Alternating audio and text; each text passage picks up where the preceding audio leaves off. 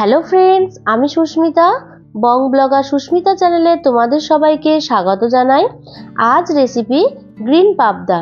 তোমরা তো অনেক রকমভাবে পাবদা মাছের রেসিপি করে খেয়েছো, কিন্তু একবার আমার কথা বিশ্বাস করে এই রেসিপিটা বাড়িতে একবার ট্রাই করো। আমি গ্যারান্টি দিয়ে বলছি মুখে লেগে থাকবে। তাহলে চলো ভিডিওটা দেখানো যাক।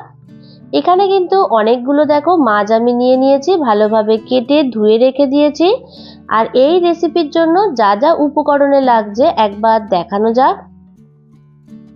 এখানে আছে 3 চামচ মতন পোস্ত, সাথে আছে 7 থেকে 8টা কাজু বাদাম।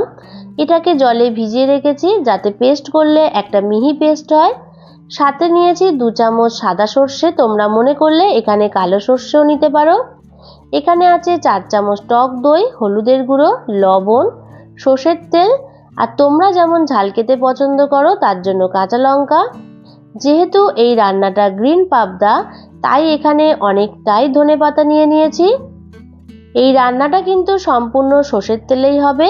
তেলটা গরম হয়ে আসলে লবণ, হলুদ ও সামান্য কাঁচা তেল দিয়ে মাখিয়ে নেওয়া মাছগুলোকে একে একে ভেজে নেব।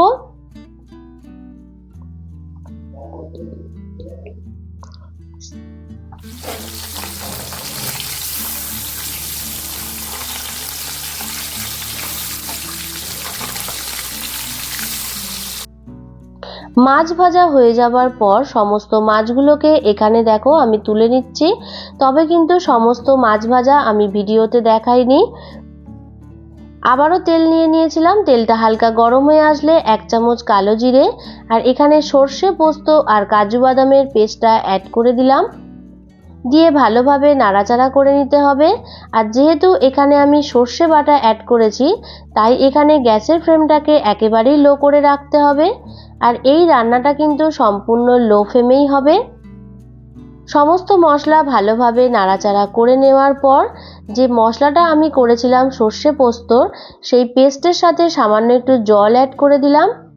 জলটা দিয়ে আবারও নাড়াচাড়া করে নিতে হবে।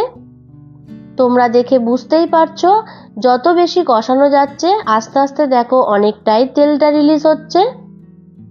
তারপরে এখানে ফ্যাটানো টক দই অ্যাড করে দিলাম। টক দইটা দিয়ে আবারও ভালোভাবে কষিয়ে নিতে হবে। আর টক দই দিলে কিন্তু অনেকটাই তেল রিলিজ হয়। তারপরে একে একে এখানে আমি মশলা অ্যাড করে দেব। ভালোভাবে সমস্ত কিছু কষানো হয়ে যাবার পর স্বাদ অনুযায়ী লবণ দিয়ে দিলাম। রঙের জন্য দিয়ে দেব হলুদের গুঁড়ো। আর এই রেসিপিতে তোমরা মনে করলে হলুদের গুঁড়োটা নাও দিতে পারো। যেহেতু এখানে টক দই দিয়েছি, তাই ব্যালেন্স ঠিক রাখার জন্য সামান্য একটু চিনি অ্যাড করে দিলাম। আর এখানে কোনো মশলা লাগছে না। এই সামান্য মশলা দিয়ে ভালোভাবে কষিয়ে নেব। সমস্ত কিছু কষানো হয়ে যাওয়ার পর দেখো যখন অনেকটা গ্রেভিটা এরকম ফুটে আসবে, সেই সময় ভেজে রাখা মাছগুলো এখানে দিয়ে দিতে হবে। আর যেহেতু পাবদা মাছটা অনেকটা নরম, সেহেতু এখানে আমার অনেকটাই মাছ আছে, তাই জন্য খুন্তি দিয়ে দেখো আস্তে আস্তে আমি কিন্তু নাড়াচাড়া করছি। আর এই রেসিপিটা যেহেতু গ্রিন পাবদা, সেহেতু অনেকটাই কিন্তু আমি এখানে ধনেপাতা আর কাঁচা লঙ্কা অ্যাড করে দিয়েছি। প্রায় 100 গ্রামের কাছাকাছি এখানে আমি ধনেপাতার পেস্ট দিয়েছি। ধনেপাতার পেস্ট দিয়ে ভালোভাবে নাড়াচাড়া করে নেওয়ার পর সামান্য একটু জল অ্যাড করে দিলাম।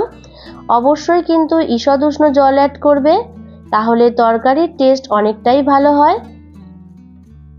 শেষে নামাবার সময় ধনেপাতা কুচি ও কাঁচা সর্ষের তেল দিয়ে দিলেই কিন্তু এই রান্নাটা একেবারেই রেডি।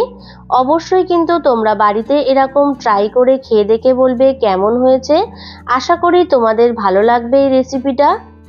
যদি ভিডিওটা ভালো লেগে থাকে তাহলে অবশ্যই লাইক, কমেন্ট, শেয়ার করে দিতে কিন্তু একেবারেই ভুলে যেও না। নতুন কেউ দেখে থাকলে চ্যানেলটাকে সাবস্ক্রাইব করে দিয়ে বেল আইকনটাকে অল করে দিয়ে আমার পাশে থেকো। আরও যদি কিছু জানার থাকে অবশ্যই কমেন্ট করো, আমি যথাসাধ্য চেষ্টা করব তোমাদের রেসিপি দেখানোর জন্য। আজকের এই পর্যন্ত, আবার দেখা হবে নেক্সট কোনো রেসিপি নিয়ে। তোমরা ভালো থেকো, সুস্থ থেকো, টাটা।